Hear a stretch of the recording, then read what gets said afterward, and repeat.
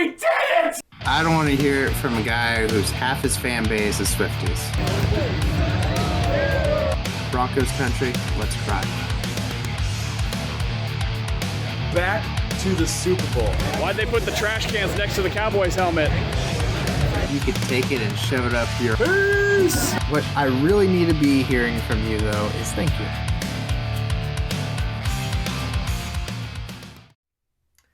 Good afternoon, football fans, and welcome to our Week 14 review of the Trajan Sportcast. I am your host, professional wrestler and Kansas City Chiefs fanatic. Wait, excuse me, hold on.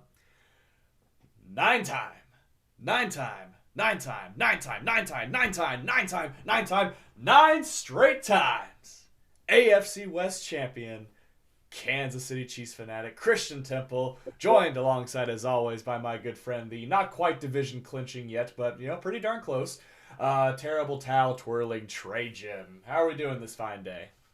I was going to be, nice to you this week, and then I had to hear 9 times, too many times. Literally nine times. Shout out Booker T for the five-time WC champion. I'm doing great. We beat the Browns. We showed that, hey, they got lucky and beat us that last time. 1988 still alive, baby. Exactly. So, yes, it is a great day to be a Steelers fan, as you pointed out. Not quite division clinching, but the Ravens don't have that much wiggle room. Nope, they sure don't. So, well, it seems like you're already on a roll, so I'll just let you go ahead and start, too, with how things went against the Browns. All right, so I was up in Kansas City, actually, this weekend. Funny enough. And I was at a restaurant when this game started. Of course, I picked a place that has a TV. I mean, what kind of man would I be? What kind of fan would you be? Exactly. So it started out the first half.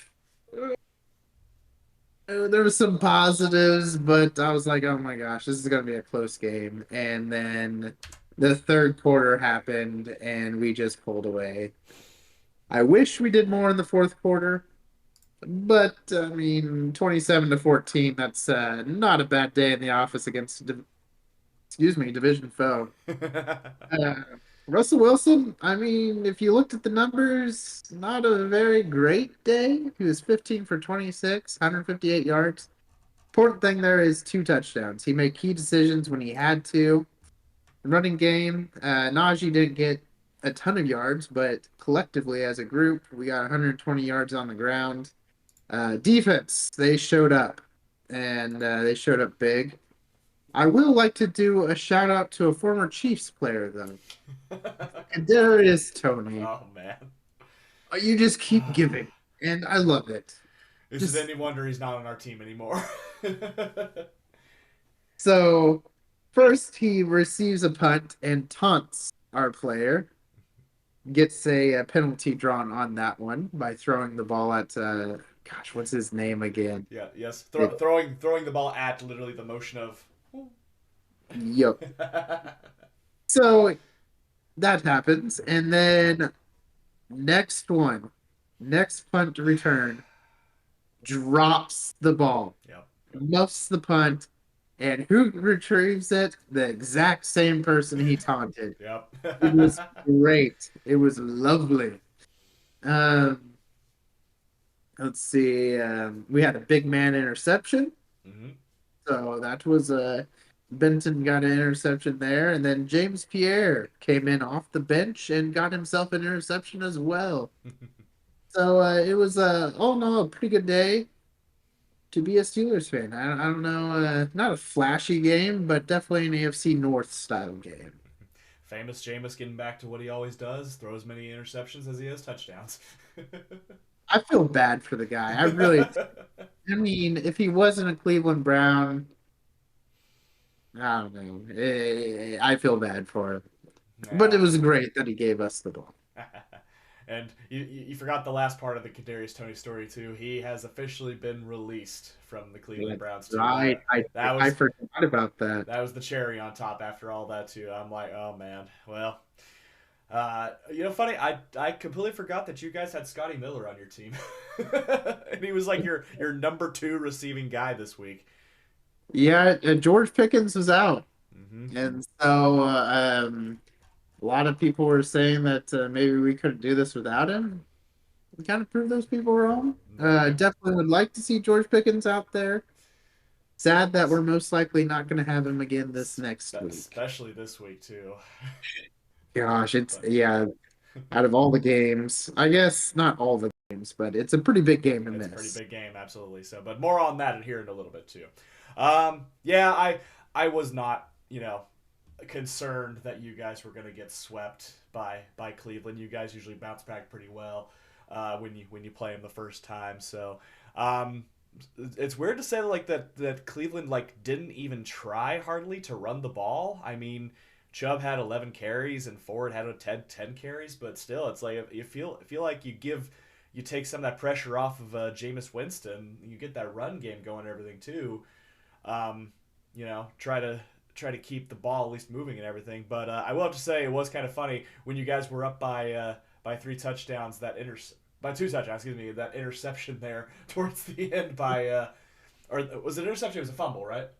The It football, was the fumble. yeah, That's right. Okay. For a second, I was like, are they really gonna pull back in with the with that little time left and all that? But then it was an interception that sealed it for you guys. That's what it was. I yeah. remember now. so So so they wanted to try to make it interesting towards the end, but you guys slammed the door on them. Rightfully so. So, but yeah, like I said, the Ravens.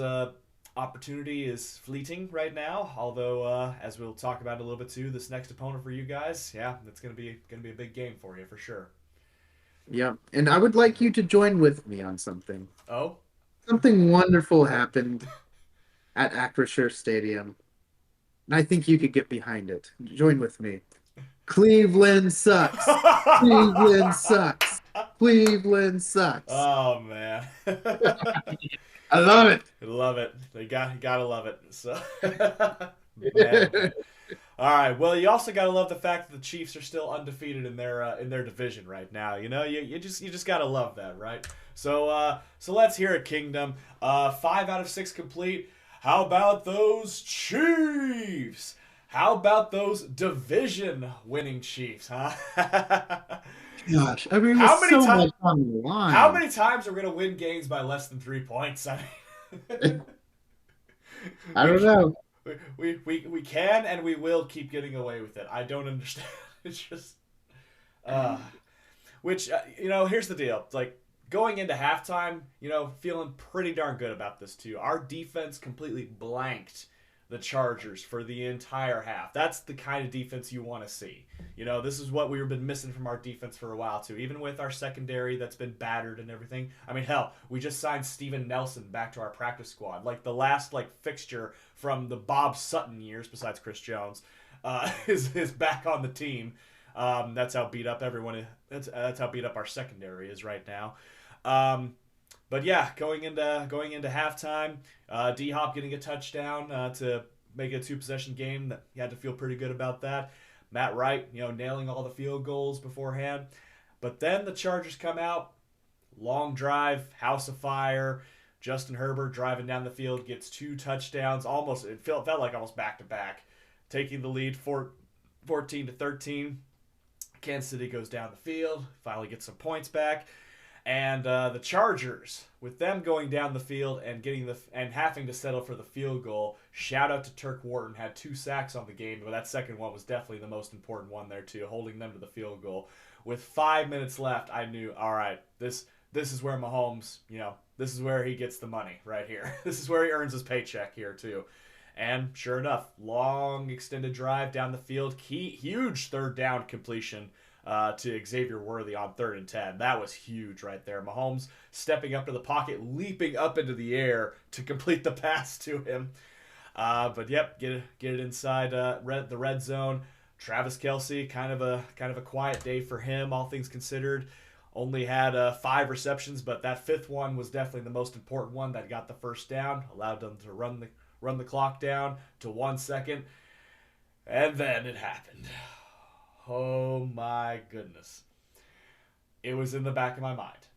when I saw Mahomes and Kelsey celebrating with each other, getting that first down, like it's like it's not Butker. It's not Butker. Why am I nervous? It's not Butker. Oh my gosh. It's our third string kicker. He's been perfect so far. I mean, all things considered, he did miss one in the Raiders game though. So, up steps Matthew Wright.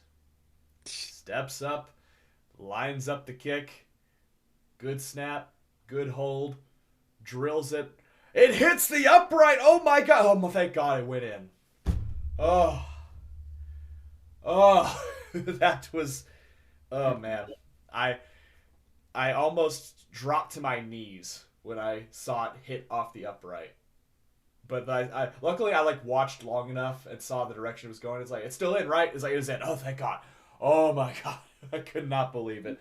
That thing slammed off the left upright too. It was crazy too. It's kind of nice to see Matt Nagy on the correct side of a doink this time instead of what happened a few years back.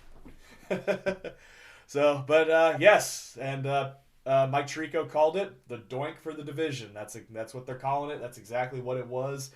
Shout out to the Chargers. They always play us very tough, very strong. It's always cool to sweep them because especially when so-called analysts and so-called non-analysts always buy into the hype of them and pick them to win the division. So it just makes it that much sweeter when we actually do sweep them. So I don't know who would have picked the Chargers this year with Jim Harbaugh. Who would do such a thing, right? Back into all this stuff here. But yes, the Chiefs move on to 12-1, still maintaining the one-game lead over the Buffalo Bills in the race for the number 1 seed. Shout out to the Los Angeles Rams for taking down the taking care of the Buffalo Bills. Excuse me, 2 games. What's that?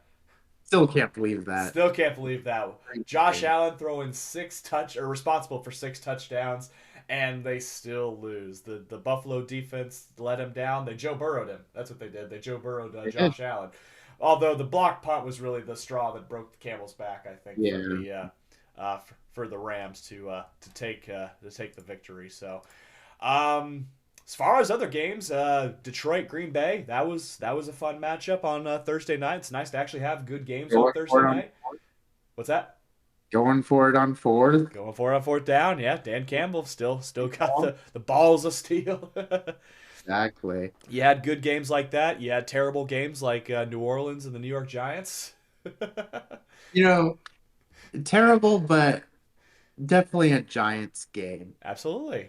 There's a quarterback to play for this year in the draft. So the Kirk Cousins revenge game did not go very well for the Atlanta Falcons, and yeah, I'm pretty darn well convinced. I think Tampa's probably going to steal the division now from underneath Atlanta right here. Isn't that crazy? Yeah, that's Kirko chains. Well, you want to talk about crazy? How crazy close was Carolina to taking down Philadelphia this week? At Philadelphia, no less. That's what gives me hope. What gives me hope. They were one Xavier Legette drop away from upsetting Philadelphia, and that would have been absolutely. And Philadelphia won, but everyone's losing their minds in Philadelphia. It's a beautiful thing. So I think that's probably going to be part of the reason why Pittsburgh does win this week, is because of all the turmoil and the distractions that is going on with Philadelphia. So I don't know. We'll see how it goes, but we'll see. I don't know. I can't say it yet. It's a tough matchup, absolutely. So, and obviously the other games: Jacksonville, Tennessee. Boo, who cares? The Miami Dolphins being taken to overtime, but still overcoming the Jets, eliminating them from the playoffs. Seattle putting a step forward in the right direction for the division. And of course, San Fran dominating Chicago, and Dallas, you had it, man. You literally had it in the palm of your hands, and you gave it away to them right at the end. You had the chance to do the funniest thing ever, and you blew it. So, Cincinnati still alive, still kicking, but still kicking. Boy, howdy, it's not going to be. They're not going to be given anything. They're going to have to earn everything from here on out. Like I said, I'm fine with it because this is a lost season. They're not making it. There you go. They're just ruining their draft capital. in a lost season. Exactly. And I'm fine with it. And they're probably going to lose one or two of their top wide receivers next year, too. So Exactly. there you go. All right. Well, that was this week. Let's focus on next week, week 15. We mentioned it earlier, too. You got the Philadelphia Eagles on the docket this week. A team we haven't beat at their place since 1965. 1965. My dad wasn't even born yet. It's crazy. But although, on the other hand, Russell Wilson has never lost to the Philadelphia Eagles. So Something's got to give. something's got to give. Or a tie. Or hey, tie is good. With a tie, we win the get a playoff spot. You would clinch a playoff spot. Okay. Well, I thought you already clinched. No, that's right. You're like greater than 99% chance right now. Okay. Win or a tie, we get it. You get in. Okay, gotcha. And obviously a win and yeah, I can't believe I'm saying this. A Baltimore loss to the New York Giants would take you one step closer to clinching the division, but I don't foresee that happening. And then also there's a Miami loss or tie at Houston, or plus an Indianapolis loss or tie at Denver. There you go. All right, well, that's what the stakes are for you guys. Here's what we got coming up for us. We've got the Cleveland Browns at Cleveland, noon game. You know, hey, we know how feisty Cleveland can be. You know, we've seen that firsthand. Famous Jameis, when he's on, he's on. When he's off, he's about meh. So definitely not going to be a gimme. They have us at 5.5-point favorites here too, which means we'll probably also win this game by 2 points. So if you're, I don't give betting advice, but I'd probably take the under. What about winning off of safety for 1 point? Oh, God. Then the rigged allegations are only going to get that much stronger. So right now the magic number is 3 for Kansas City. Win 3 more games, you clinch the number 1 seed. Although they got to take care of business against Cleveland, obviously. But if Pittsburgh and Baltimore both drop their games, then the magic number will drop from 3 down to 1. And the Chiefs will only have to win 1 more game at the end of the year to clinch the 1 seed. So obviously still work to be done. A big step would be to beat the Cleveland Browns. And, you know, I'll be honest. I'm going to be a Philly and a Detroit fan this week too. So... Can I say I'm a Cleveland fan? I don't know. Save that for your brother. It's rough. Both lose. How about a both loss? I don't know. What would a tie do for us in that game? I don't know. It'd probably help you guys, actually. It might, yeah. So, alrighty. Well, that is what's on the docket for this week, and that is our show for this week. So, thank you, everybody, so much for watching this week. Click like if you enjoyed the video. Click subscribe if you really enjoyed it. Tell all of your friends. And I guess we'll see you all next week for the Week 15 recap. This is Temple and Trajan.